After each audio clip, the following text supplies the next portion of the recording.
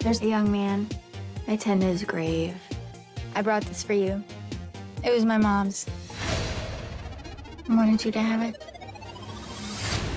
That's really weird, Lisa. There were quite a few scenes that made me laugh out loud, and that's not a common thing. No reception.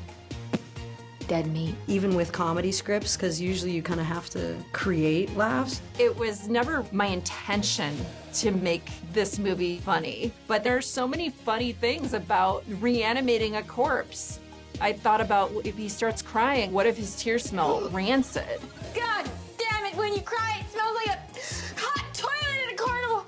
It was supposed to be an emotional moment, but then it became funny. I can't help myself. I think with most of the stuff Diablo writes, there's some fantasy fulfillment, and I think the idea that you could take this sort of Victorian gentleman from a different era when people were treated differently and people acted differently, and bring him into a modern age and almost literally help to fix him and create the perfect boyfriend.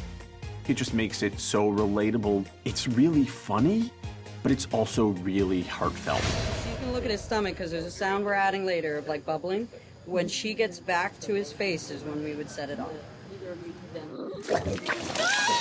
I was so excited to read a female character that was so unapologetically silly and unhinged and delightful, and she was still going through quite a lot. Navigating grief and navigating young love and navigating being an outsider. But in those struggles for her, she was quite effervescent and so specifically a woman that I would have related to at that age range. It's for people like us with feelings. I have young nieces and nephews, and I've always wanted to give them a movie like this that I got to grow up with and they didn't. I want that. Can't believe I'm in a Diablo Cody movie. It's the kind of dialogue that I never want to mess up. You have a point there. She has this razor-sharp wit, and this one I found to be so fun and in a totally different wheelhouse. There's like no blandness in any of the choices of these characters. They're so fully realized on the page. All the young actors we got really understood the kind of person they were gonna be. They really just felt like they were in this big, wonderful space to like expand as far as they could. And I love to hear that. And you directed those performances so beautifully, so it's just watching this script come alive was a real privilege for me. Working with Zelda as a director has been really fantastic. I've worked with a lot of first-time directors, but working with Zelda, the way she runs the set and the way she treats the crew is just so mature. Everyone's been so happy to be here and work for her. You kind of go up to him and then you whack him. We'll have Chelsea walk you guys through that. I feel very privileged to bring her vision to life. Copy.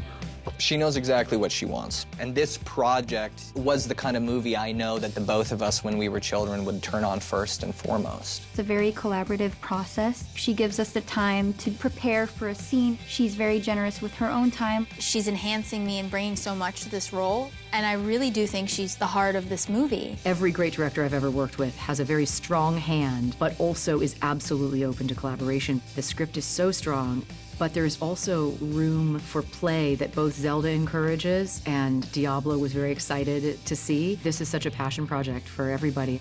I've been doing this for quite some time, and you know when you've met the right fit in terms of a director for your project. I just knew that we had a similar sensibility, that we wanted to tell the story in the same way, and I just think you knew what Lisa Frankenstein needed.